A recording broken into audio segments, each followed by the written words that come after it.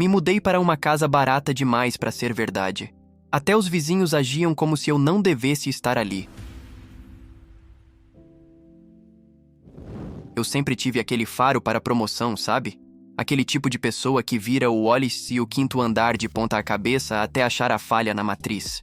Quando encontrei esse casarão antigo, com o pé direito alto, azulejos hidráulicos impecáveis e um jardim de inverno que parecia saído de uma pasta do Pinterest, tudo por um valor que não pagaria nem uma kitnet na Zona Sul, eu achei que tinha zerado a vida. O corretor foi super rápido, um cara meio ansioso que nem esperou eu abrir todos os armários antes de estender o contrato. O proprietário mora em Portugal e só quer alguém que cuide do patrimônio, ele disse, enquanto eu assinava os papéis com uma caneta que parecia pesar uma tonelada. Eu estava saindo de um término conturbado e precisava de um recomeço, de um lugar onde o silêncio fosse meu único companheiro. Mas o silêncio daqui, no coração das graças, não é pacífico. É um silêncio que parece estar prendendo a respiração, esperando eu cometer o primeiro erro. A mudança chegou numa tarde de mormaço pesado, daquelas que o céu do Recife fica roxo e a umidade faz a roupa grudar no corpo antes mesmo de você descer do caminhão. Enquanto os carregadores subiam com as minhas caixas de livros e a minha cafeteira de cápsula, eu senti o primeiro calafrio. Não era o vento, porque não soprava brisa nenhuma entre as mangueiras da rua. Eram os olhares. A vizinha da casa da esquerda, uma senhora com o rosto tão vincado que parecia um mapa de relevo, estava parada no portão, com uma mangueira na mão, mas a água corria direto para o bueiro enquanto ela me encarava. Sem sorrir, sem acenar, sem aquele bom dia clássico de quem quer saber quem é o novo morador. Ela apenas me olhava com uma mistura de pena e reprovação, como se eu tivesse acabado de estacionar um carro fúnebre na frente da minha própria casa. Ignorei. Pensei que fosse apenas aquela coisa de bairro tradicional, gente antiga que não gosta de gente de fora, chegando com caixas de som e rotina de home office. Mas a coisa começou a ficar estranha na primeira noite. Eu estava tentando montar a minha mesa de trabalho no que seria o meu escritório. Um cômodo que fica bem nos fundos, com uma janela de madeira pesada que dá para o quintal do vizinho da direita. Ouvi um barulho de algo batendo no vidro. Achei que fosse um galho, mas quando abri a veneziana, vi um homem parado exatamente no limite do muro. Ele não se assustou quando eu apareci. Ele não pediu desculpas. Ele apenas apontou para o chão da minha varanda e disse, com uma voz que parecia vir de dentro de um poço: "Você não deveria ter aberto a porta da frente antes das 6. Eles não gostam de visitas que chegam depois do sol." Antes que eu pudesse perguntar quem eram eles, ou o que diabos aquilo significava, ele deu meia volta e sumiu na escuridão do jardim dele, que parecia um emaranhado de plantas mortas. Passei a primeira noite em claro, ouvindo o estalo da madeira da casa. Casas antigas fazem barulho, eu sei. A estrutura assenta, o calor do dia faz o material dilatar, blá blá blá. Mas os sons aqui não são de estrutura. São sons de passos. Passos leves, rítmicos, que parecem vir do sótão que o corretor disse que estava trancado por questões de segurança estrutural. No dia seguinte, decidi sair para comprar pão na padaria da esquina. No caminho, cruzei com um grupo de 3 adolescentes que estavam sentados na calçada. Assim que eu passei, o papo parou na hora. Um deles, um menino de uns 15 anos com uma camisa de time, me olhou de cima a baixo e sussurrou alto o suficiente para eu ouvir. "É a terceira este ano. Essa aí não dura até a lua cheia." Eu parei, olhei para trás, mas eles já tinham voltado a mexer no celular, rindo de um jeito nervoso que me deu um nó no estômago. O que me deixa mais encanada não são as frases enigmáticas, é o comportamento coordenado. Se eu saio na calçada para pegar o delivery, 3 janelas se abrem simultaneamente nas casas da frente. Se eu acendo a luz da sala tarde da noite, ouço o som de alguém batendo palmas no portão. Mas quando chego lá, a rua está deserta. Apenas os gatos de rua me encarando com aqueles olhos brilhantes no escuro. É como se a vizinhança inteira estivesse participando de um culto, do qual eu sou o sacrifício, ou talvez a intrusa que quebrou uma regra que ninguém teve a decência de me explicar. Comecei a pesquisar o histórico da casa na internet, mas não achei nada além de registros de propriedade antigos, nenhum crime escabroso, nenhuma tragédia noticiada. Só um vazio de informações que parece mais suspeito do que se tivesse ocorrido um massacre ali. Ontem à noite, a coisa subiu de nível. Eu estava na cozinha fazendo um chá para ver se conseguia apagar, quando ouvi um som de arranhado vindo debaixo do assoalho. Não era um bicho pequeno. Era algo que parecia ter unhas longas, raspando na madeira com uma paciência de quem tem todo o tempo do mundo. Peguei uma lanterna e fui até o porão, que tem uma entrada lateral por fora da casa. O cadeado, que eu tinha certeza de ter verificado, estava encostado, mas aberto. Entrei sentindo o cheiro de terra úmida e algo doce, enjoativo, como flores de cemitério apodrecendo no sol. No fundo do porão, desenhado na parede com o que parecia ser giz de cera preto, havia um contorno da planta da casa. E no meio da sala, onde eu tinha colocado o meu sofá novo, havia um X vermelho bem grande. Saí de lá correndo, o coração saindo pela boca, e quando olhei para a rua, todos os vizinhos estavam na calçada. Todos. A velha da mangueira, o cara do muro, os adolescentes, o dono da padaria. Eles estavam parados em semicírculo, a uns 10 metros do meu portão, apenas observando. Ninguém falava nada. Ninguém se movia. Eu entrei, tranquei todas as portas e encostei o armário na entrada da cozinha. Liguei para o corretor, mas o número agora dá como inexistente. O app por onde eu aluguei a casa mostra que o anúncio foi deletado e que não há registro de nenhuma reserva para o meu CPF naquele endereço.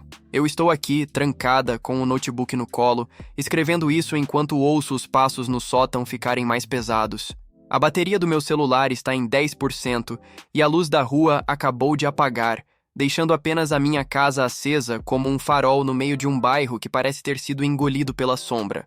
Eu não sei o que eles querem e não sei o que essa casa esconde, mas o pior não é o que está lá fora. É a sensação de que, quando eu assinei aquele contrato, eu não estava alugando um imóvel. Eu estava sendo entregue. E agora, enquanto o arranhado embaixo dos meus pés recomeça, mais forte, mais urgente, eu percebo que o preço do aluguel ser barato demais era porque o proprietário não queria dinheiro. Ele precisava de um corpo ocupando esse espaço para que eles tivessem algo para se alimentar. Ouço o som de uma chave girando na fechadura da porta da frente. Eu tenho a única chave.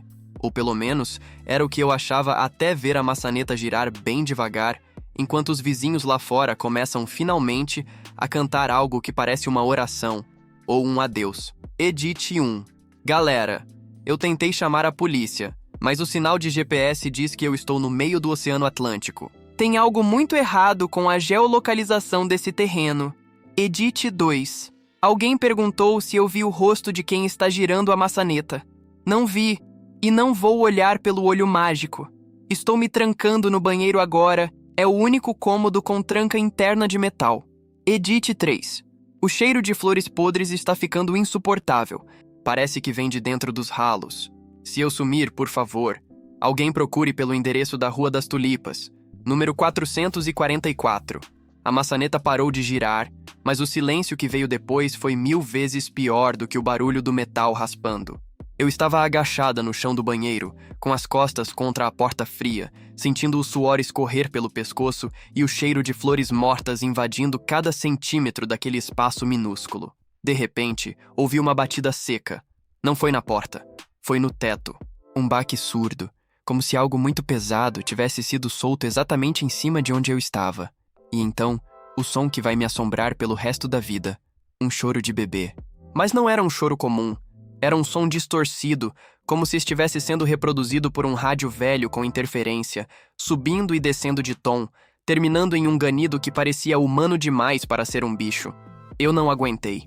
A curiosidade mórbida, ou talvez o puro desespero de quem já se sente morta, me fez abrir a porta do banheiro 1 centímetro. O corredor estava mergulhado numa escuridão densa, mas a luz da lua que vinha da sala projetava uma sombra longa na parede. Tinha alguém na minha sala. Não era o corretor, nem um vizinho. Era uma figura alta, curvada, com braços que pareciam longos demais para o corpo, vestindo o que restava de um terno de linho branco, agora encardido de terra. A figura estava de costas para mim, encarando o X vermelho no chão, e balançava o corpo para frente e para trás num ritmo hipnótico. Foi quando eu percebi que os vizinhos lá fora tinham parado de cantar. Eles estavam em silêncio absoluto, encostados nas grades do meu portão, com os rostos colados no metal, apenas esperando o que ia acontecer dentro daquela sala. A figura se virou. O rosto não tinha olhos, apenas cavidades profundas cobertas por uma membrana cinzenta, e a boca estava costurada com um arame farpado, que ainda brilhava com o sangue fresco. Eu tentei gritar, mas a minha voz sumiu, Secou na garganta como se alguém tivesse injetado areia nas minhas cordas vocais. Ele deu um passo na minha direção e o som não foi de passos. Foi o mesmo arranhado que eu ouvi debaixo do assoalho. A criatura não caminhava. Ela deslizava, as unhas longas rasgando a madeira original da casa que eu tanto elogiei. Você aceitou o contrato. A voz não veio da boca dele. Veio de todos os cantos da casa ao mesmo tempo. Uma vibração que fez os meus dentes doerem. O aluguel é a sua permanência. O dono voltou para cobrar a estadia. O clímax dessa loucura foi quando a luz da sala piscou e eu vi por um segundo o que estava escondido no sótão. O teto da sala se abriu como se fosse feito de papel, e de lá caíram dezenas de sapatos. Sapatos de crianças, de idosos, tênis de corrida, saltos altos. Centenas deles, caindo como uma chuva macabra sobre o tapete. Eram os antigos moradores, as pessoas que não duraram até a lua cheia. Eu percebi que a vizinhança inteira sabia que aquela casa era um estômago. O Recife antigo tem dessas lendas, mas eu sempre achei que fosse papo de pescador ou de gente que bebe demais no Marco Zero. Mas ali, vendo os sapatos acumulados e a criatura esticando os dedos para tocar o meu rosto, eu soube que a Casa Barata era, na verdade, um altar de sacrifício para manter o bairro em paz. Se alguém morasse ali e fosse consumido, a fome daquela entidade não se espalharia para as casas vizinhas por mais um ciclo. O cara do muro, aquele vizinho sinistro, apareceu na janela da sala. Ele não me ajudou. Ele apenas jogou uma moeda de prata no chão e disse: "Aceite logo, menina. É mais rápido se você não lutar.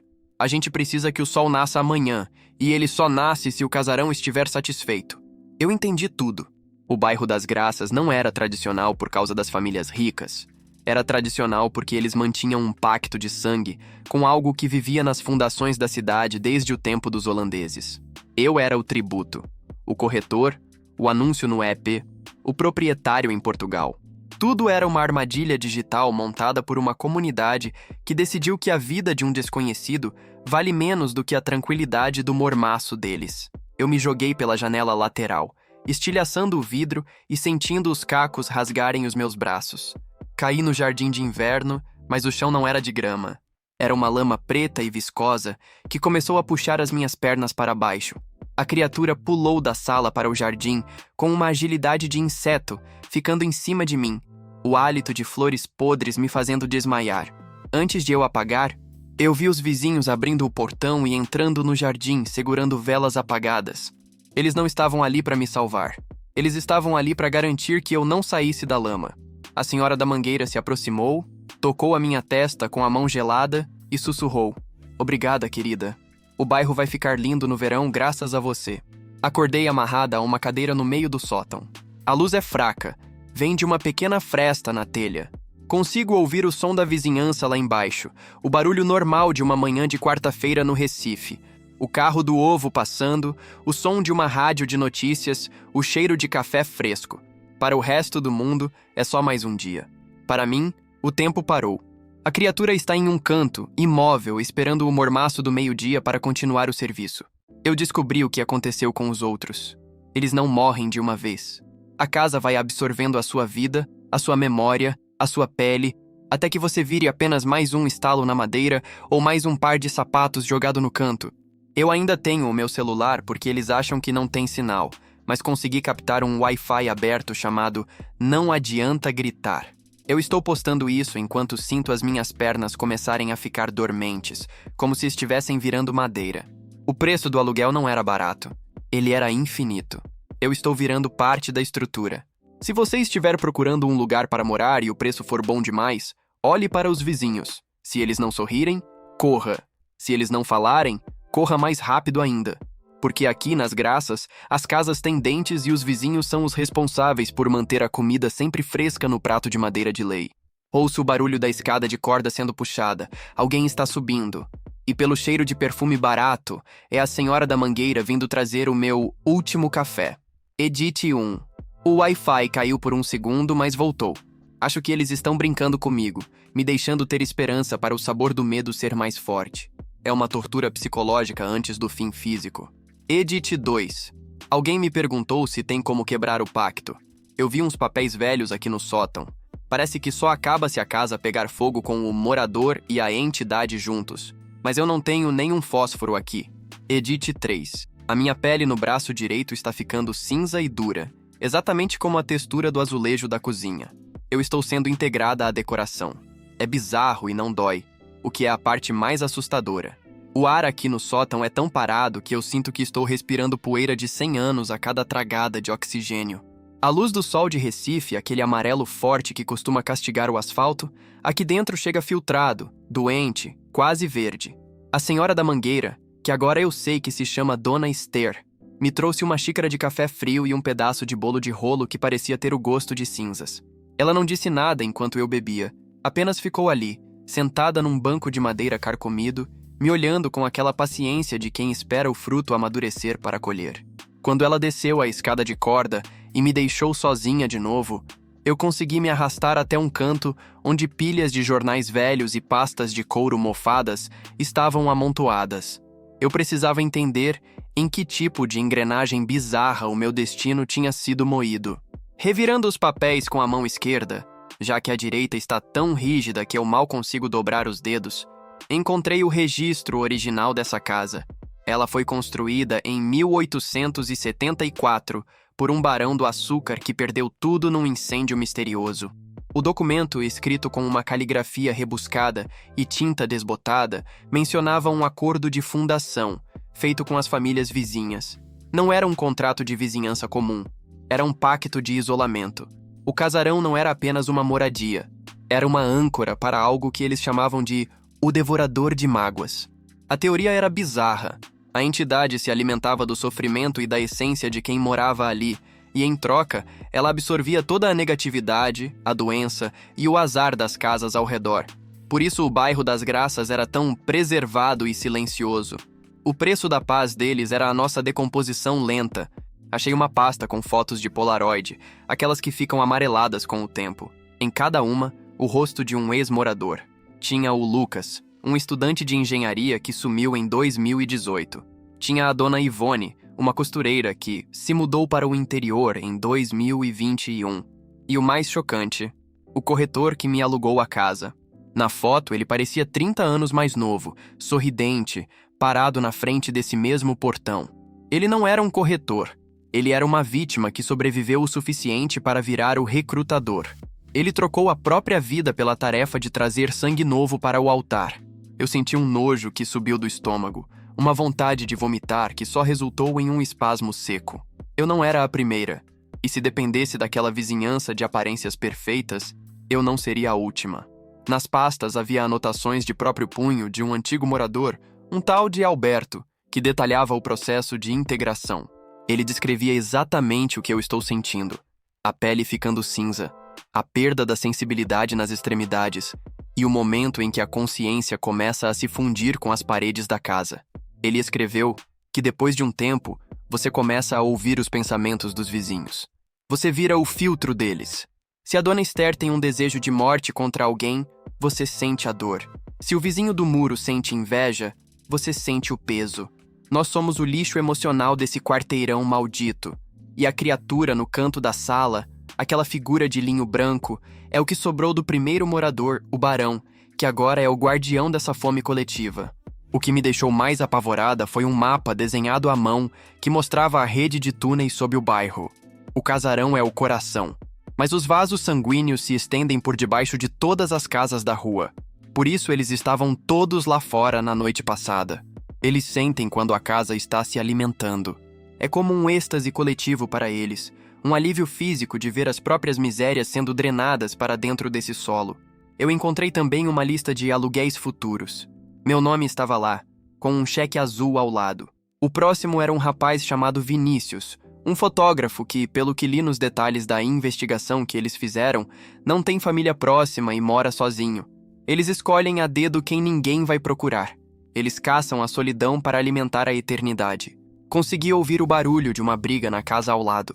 Era o vizinho da direita gritando com a esposa. No exato momento em que ele xingou, eu senti uma ferroada no meu braço cinza. Uma marca roxa apareceu na minha pele do nada. Eu sou o saco de pancadas metafísico deles. A entidade no canto do sótão se mexeu, soltando aquele choro de rádio velho, parecendo saborear o conflito que estava acontecendo lá fora. Eu percebi que a única forma de parar isso seria cortando o fluxo. Mas como você corta o fluxo de algo que está enterrado no DNA de um bairro inteiro? As graças não são um bairro, são uma simbiose macabra. O Wi-Fi, não adianta gritar, continua ativo. E eu percebi que ele é alimentado pela minha própria energia. Quanto mais eu digito, mais eu me sinto fraca. Mas eu preciso deixar esse rastro. Encontrei um recorte de jornal de 1992 sobre um incêndio que quase destruiu o quarteirão.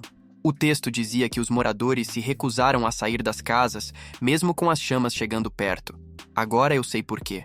Se eles se afastassem da âncora, toda a dor acumulada voltaria para eles de uma vez só. Eles morreriam de infarto, de depressão súbita, de agonia pura. Eles estão viciados na minha dor. Eu sou a droga que mantém essa gente de pé, fingindo que são cidadãos de bem enquanto regam suas mangueiras e limpam seus carros aos domingos. Eu ouvi a voz do corretor lá embaixo. Ele estava falando com alguém.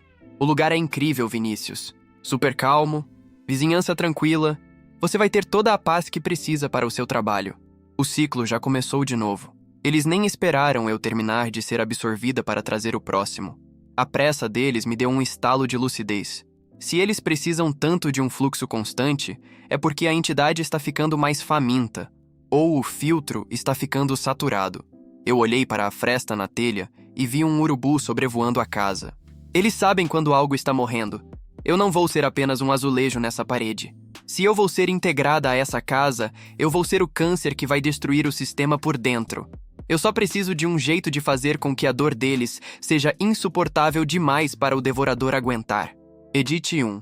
Descobri que a dona Esther perdeu um filho há 10 anos. Naquele momento, a pele do meu pescoço começou a repuxar como se eu estivesse sendo enforcada. Eu estou processando o luto dela agora. É insuportável. Edit 2. Alguém sugeriu que eu tente falar com o Vinícius, o novo morador. Ele está lá embaixo agora, visitando a sala. Eu tentei gritar, mas o som que saiu da minha boca foi o barulho de madeira rangendo. Ele achou que era só a casa assentando. Edit 3. Achei um isqueiro Zippo antigo no meio dos papéis do Alberto. Ele está sem fluido, mas ainda solta faísca. É a minha única esperança de causar um curto-circuito nesse pacto de sangue. O som das vozes lá embaixo parou de repente, e o silêncio que se seguiu foi preenchido pelo som da chuva de verão que começou a desabar sobre o Recife. Era uma chuva grossa, daquelas que inundam as ruas das Graças em minutos e fazem o cheiro de terra molhada subir pelas frestas do assoalho. Ouvi o barulho do portão de ferro se fechando e o clique da tranca. O Vinícius, o próximo da lista, tinha ido embora, provavelmente convencido pelo papo furado do corretor. Agora eu estava sozinha novamente com o devorador e com a dona Esther, que subia a escada de corda com uma agilidade que não condizia com a sua idade aparente. Ela trazia uma faca de cozinha, daquelas de serra, e um pote de sal grosso. O olhar dela não era de ódio. Era o olhar de uma dona de casa preparando o jantar de domingo. O Vinícius adorou a sala, querida, ela disse, enquanto se aproximava de mim com uma calma aterrorizante.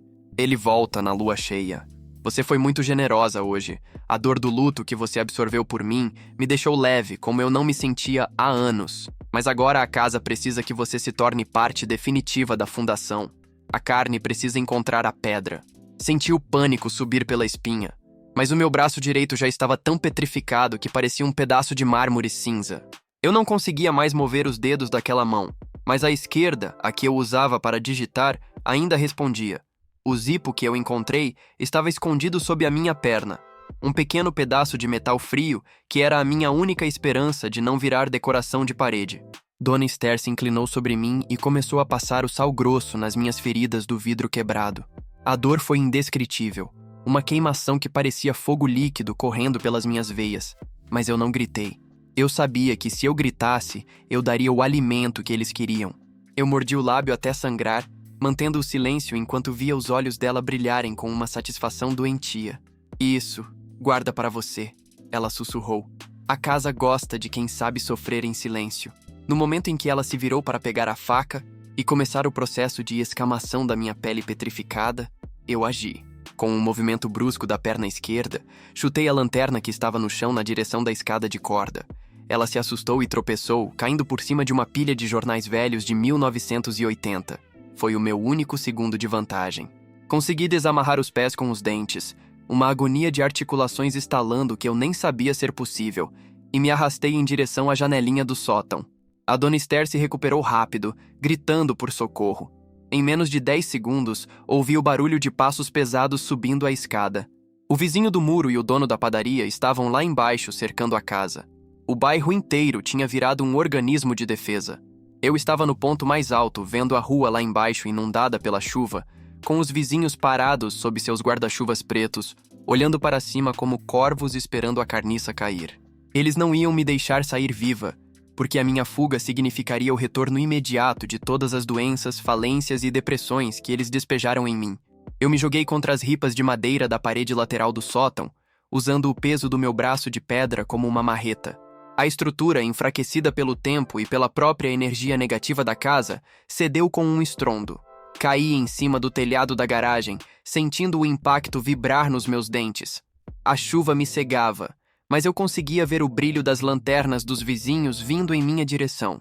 Peguem ela! Se ela cruzar o limite da calçada, o pacto se quebra! Eu gritava o homem do muro.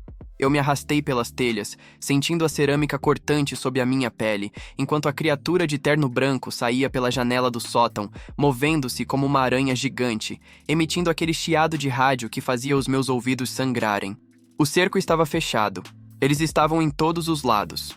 Eu estava encurralada no telhado da garagem, com a entidade vindo por cima e os vizinhos esperando embaixo com ancinhos, mangueiras e paus. Eles pareciam uma turba medieval em pleno Recife moderno. Você não entende, menina, disse o dono da padaria com a voz embargada de um medo genuíno. Se você for embora, o meu câncer volta. A minha filha para de andar. A gente precisa de você. A lógica deles era tão perversa que chegava a ser comovente. Eles não eram vilões de filme. Eram pessoas comuns que escolheram a comodidade em cima do cadáver de estranhos. E eu não ia ser o próximo degrau dessa escada de horrores. Peguei o Zippo. Eu sabia que ele estava seco, mas a faísca era real. O telhado da garagem estava coberto por folhas secas de mangueira e restos de óleo que o antigo morador guardava ali. Eu risquei a pedra 1, 2, 3 vezes. A quarta vez gerou uma faísca que encontrou um resto de querosene num galão aberto. O fogo subiu rápido, uma labareda azul e laranja que iluminou os rostos pálidos dos vizinhos. O calor foi imediato. A entidade recuou, soltando um grito que não era som, era pura agonia metafísica. A casa começou a tremer. Quando o fogo encostou na estrutura de madeira de lei, o grito de todos os vizinhos foi uníssono. Eles caíram de joelhos, segurando as cabeças, enquanto a dor que eles tinham estocado em mim começava a vazar de volta para os seus donos originais. Eu rolei do telhado para cima de um carro estacionado, sentindo a dor de um tornozelo quebrado se somar à paralisia do braço. A chuva tentava apagar o fogo, mas as chamas pareciam se alimentar da própria escuridão da casa. Eu me arrastei pela calçada, sentindo o chão pulsar. O limite era a linha do bueiro. Se eu cruzasse, eu estaria tecnicamente fora do terreno. Ouvi a Dona Esther gritando do sótão, a voz dela agora parecendo a de uma mulher de 200 anos, definhando em segundos enquanto o fogo consumia o altar. Eu dei o último impulso que o meu corpo permitia e caí na rua, no meio da enxurrada. No momento em que o meu corpo tocou o asfalto público, o som do mundo voltou ao normal. O chiado do rádio parou. O mormaço doentio foi substituído pelo frio real da chuva. Olhei para trás e vi o casarão sendo engolido por um fogo que a água não conseguia apagar. Os vizinhos estavam jogados no chão, contorcendo-se de agonia, envelhecendo, chorando, sentindo o peso de décadas de miséria voltando de uma só vez para os seus corpos. O pacto estava quebrado, mas o preço da liberdade era ver um bairro inteiro colapsar sob a própria podridão. Eu ainda estava com o celular na mão, a tela rachada, mas com um sinal de 5G brilhando. O Wi-Fi, não adianta gritar, tinha sumido. Eu estava viva, mas o meu braço cinza continuava ali, um lembrete permanente de que eu agora era parte do que eu tentei destruir. Edit 1. Estou num hospital público agora. Os médicos não sabem explicar o que aconteceu com o meu braço. Eles acham que é uma necrose rara ou contato com algum produto químico antigo, mas eu sinto o braço pulsar toda vez que ouço um trovão. Edit 2. O incêndio foi noticiado como um curto-circuito em fiação antiga. Os vizinhos que sobreviveram estão em estado catatônico. Ninguém fala nada. É como se a memória do bairro tivesse sido deletada junto com a casa. Edit 3. Recebi uma mensagem no Instagram de um perfil sem foto. Dizia apenas: "O contrato não foi cancelado, foi apenas transferido. Você ainda é a âncora, Gabriel." Espera, quem é Gabriel? O meu nome não é Gabriel. O hospital no centro do Recife tem aquele cheiro de éter misturado com café de repartição. Um odor que agora eu percebo que nunca vai conseguir mascarar o perfume de flores podres que parece ter impregnado no meu DNA. Os médicos entram e saem do meu quarto com pastas de couro e olhares de quem está diante de um fenômeno que a ciência não catalogou. Eles chamam de necrose idiopática. Dizem que o tecido do meu braço direito sofreu uma calcificação acelerada por exposição a algum agente químico desconhecido nas fundações do casarão. Mas eu sei a verdade. Eu olho para o meu braço, agora transformado em uma peça de mármore cinza, frio ao toque e pesado como uma lápide, e sinto a vibração das graças correndo pelas minhas veias. O incêndio consumiu a madeira, mas a âncora não era a casa. A âncora era o contrato. E o contrato, no momento em que a minha pele começou a virar pedra, passou a ser eu. Recebi a alta na manhã de hoje sob uma luz de sol que parecia querer me denunciar. Peguei um carro de aplicativo e, contra todos os meus instintos de preservação, pedi para passar na Rua das Tulipas. O quarteirão parecia uma zona de guerra silenciosa. O casarão era apenas um esqueleto de carvão e cinzas, cercado por uma fita amarela da perícia que balançava ao vento. Mas o que me quebrou foi ver os vizinhos. A dona Esther estava sentada na calçada, com a pele pendurada no rosto como se tivesse derretido, os olhos opacos de quem perdeu a alma. O dono da padaria estava fechando as portas, com as mãos trêmulas, tossindo um sangue escuro que parecia piche. No momento em que o carro passou devagar, todos eles viraram a cabeça na minha direção. Eles não sentiam mais ódio, eles sentiam fome. E eu, com o meu braço de pedra latejando, sentia a dor de cada um deles entrando em mim como agulhas de gelo. Entendi o checkmate do devorador. A casa era apenas o estômago, mas o sistema precisava de um processador. Ao fugir e quebrar o altar físico, eu não destruí o pacto. Eu o tornei móvel. Eu levei a maldição comigo. Agora, onde quer que eu vá, eu sou o filtro das misérias alheias. Se eu entro em um ônibus, sinto a angústia de quem perdeu o emprego. Se entro em um mercado, absorvo a raiva de quem não consegue pagar as contas. O meu braço de pedra é a bateria que armazena todo esse lixo humano. Eu virei o casarão das graças em forma de gente. O Wi-Fi, não adianta gritar, não sumiu porque a casa caiu. Ele sumiu porque agora a rede sou eu. Eu sou o ponto de acesso para o sofrimento do mundo. Tentei voltar para o meu antigo apartamento, mas as luzes estouravam quando eu passava e os vizinhos começavam a chorar sem motivo aparente assim que eu entrava no elevador. Eu não posso mais viver em sociedade. Sou um perigo metafísico, um ímã de tragédias que não me pertencem. Fui até o Marco Zero, olhei para o mar revolto e pensei em me jogar, em dar um fim a essa antena de dor. Mas quando cheguei na beira do cais, a voz do barão ecoou na minha mente, não como um grito, mas como um sussurro de boas-vindas. A fundação é eterna, Gabriel. Você agora é a pedra sobre a qual o silêncio será construído. E foi ali, vendo o meu reflexo na água escura, que eu percebi que as minhas feições estavam mudando. A rigidez do braço estava subindo pelo ombro, alcançando o pescoço. Muitas pessoas no fórum perguntaram como eu ainda consigo digitar. Eu não digito com os dedos. Eu digito com a mente, conectada a essa rede invisível que o pacto criou. O meu celular é apenas uma extensão do meu corpo agora. E sobre a mensagem que recebi, sobre quem é Gabriel. Eu sempre achei que meu nome fosse outro. Eu tinha memórias de uma vida comum, de um emprego em TI, de um namoro que acabou. Mas ao olhar os documentos que sobraram na minha mochila, aqueles que eu resgatei do sótão, vi a minha própria certidão de nascimento original. Eu nunca me mudei para aquela casa por acaso. Eu sou o tataraneto do barão. Eu fui criado e mantido longe para ser o sacrifício final, o retorno do sangue à terra. As memórias da outra vida eram apenas o sedativo que a dona Esther me dava para eu não perceber que estava voltando para casa. Eu não sou a vítima. Eu sou a herança.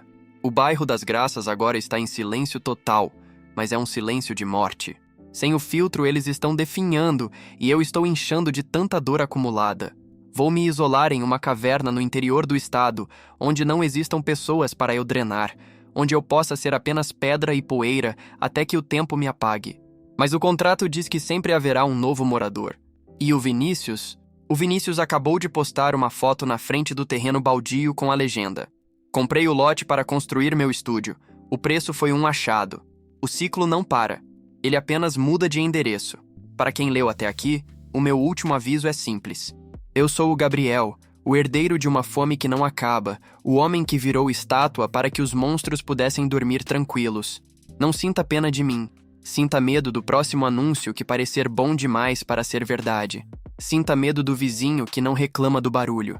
E principalmente, sinta medo de descobrir que o seu sangue é a única coisa que mantém o asfalto da sua rua no lugar. A saga das graças termina aqui, mas o devorador está apenas mudando de pele. E a próxima pele pode ser a sua, enquanto você lê isso e sente um leve calafrio na nuca, como se alguém estivesse batendo palmas no seu portão agora mesmo. Edite 1. Sim, eu sou o Gabriel.